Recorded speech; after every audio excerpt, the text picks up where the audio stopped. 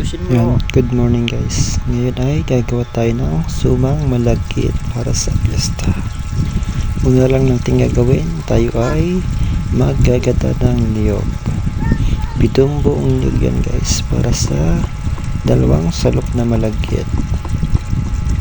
After nyan, masalang gata guys, yun ang ating papakuluan at titimplahan. Ipa, diretso.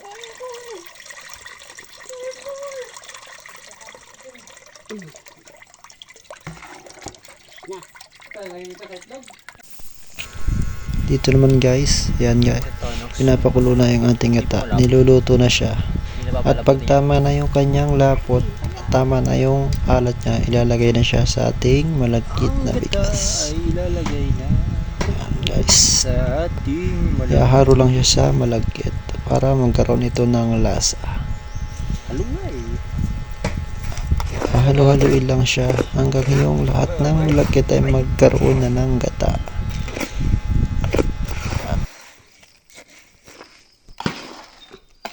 Ayos na yan. Pwede nang balutin. Naman guys, babalutin na ang ating suman sa plasmas ng niyog. Ganyan lang guys yung pagbabalot ng ating suman sa palaspas ng niyog. Kayo guys, maalab din ba kayong magbalot ng suman sa palaspas ng niyog? Madali lang siya guys. Medyo malawag balot. After nyan, ganyan guys, tataliin naman siya upang yung mga malagkit sa loob niya habang nilalaga ay hindi mahulog or matapon habang ito ay Show your talent. nilalaga na ang ating Pagtatali. suman. Hi Guys, vlog, tataliin lang siya welcome ng to my higpit. guys. 40 days video. Ano yun? Kumakayan. 40 days video. Guys, tayo mga nabalot. After nyan, puputulan siya nung parang buntot ng suman guys. Para madali siyang isalansan sa kawa. Yan. Ganun lang guys yung gagawin hanggang ito ay maubos. Ulit-ulit lang ang proseso ng pagbabalot. Saka puputulin yung parang buntot niya guys. Ganyan lang. Doon sa ano, nakita ko sila Ate Juliet maggawa nung ano. Di ba, yung ganyan, niluto na. Tapos nilalagay sa dahon. Pinipirat pa lang, pinipirat. Ganyan talaga yun. Eh, pinipirat nga yung pag yung niluto. Ganyan pala. Katagal-tagal sabi ko ako walang panahon maggawa ng kaya. Si mama naman na hindi pinipirat eh. Kamay na naman. Oo. Dito, napag-usapan nila yung isa pang uri ng pagbabalot ng suman malagkit, yung sa dahon naman ng saging, yung niluluto guys muna bago siya lutuin uli. Ganun kasi yung sa ibang lugar pag sa dahon ng saging niluluto guys. Yan guys, medyo madami na yung nabalot natin sumang malagkit sa plasmas. Yung nakita nyo guys sa mga suman na nasa lamesa, may mga buntot pa. Yun ay ibubukod ang laga at siya ay bibigay sa tuklong or dadalhin sa tuklong para sa pabitin sa ating piyesta. Ayan guys, marami-rami na tayong balot at marapit na rin tayong matapos. Yan yung dadalhin sa ating tuklong guys, papabitin. Kasi dito sa amin, ang aming patron ay si patron ng San Isidro. Ganyan ang pagbabalot ng suman, paulit-ulit lang. Ilalagay sa palaspas ng niyog, tatalian, tapos puputulin yung dulo. Hindi ako katulad yan nung may nakakulong. Dito naman guys, ating isasalansa na sa kawa or kawaling malaki. Kawa guys yung tawag sa amin yung kawaling malaki. Sa inyong lugar ba guys, anong tawag dyan? Ihahanay lang siya dyan.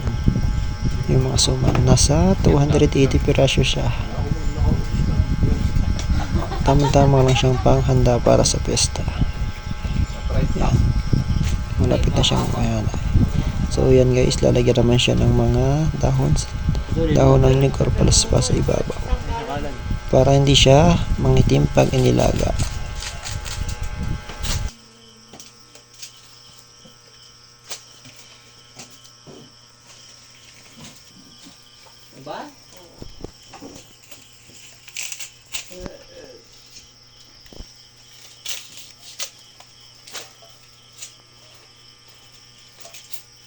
Ayan guys, ayan. Nakasalang na ang ating suman. Nung nabidyohan ko to, malapit na siyang ahunin. Mag 6 hours na siya.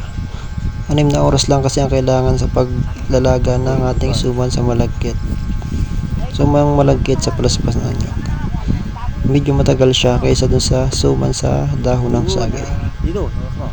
Kasi yung sa dahon ng saging, luto na kasi yung malagkit niya, ito hindi pa. Basahan. So ayan guys, dito tinaktak na namin yung isang kawang suman. Siya ay ating pupunasan na upang matanggal yung mga lagkit-lagkit niya sa balat para mas presentable siyang ihayit. So yan guys, makikita nyo yung isang kaserolang maliit. Yan yung suman na may mga buntot. Siya yung ating ibibigay sa simbahan or gagawing pabitin sa ating piyesta. Yan guys, maganda ang pagkakaluto niya. Hindi na mula or nang itim yung mga balat ng suman. Kasi nilagyan siya ng tela sa ibabaw para ma-absorb yung parang dagta ng ating palaswas ng nyog. Yan guys, pupunasan lang siya hanggang matapos. Puti-puti ang salat.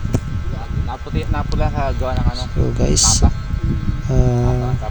maraming salamat po sa inyong panonood at sana ipatuloy niyo po akong suportahan. Keep like and share lang po and follow na din. Thank you for watching. Maraming salamat sa ulitin.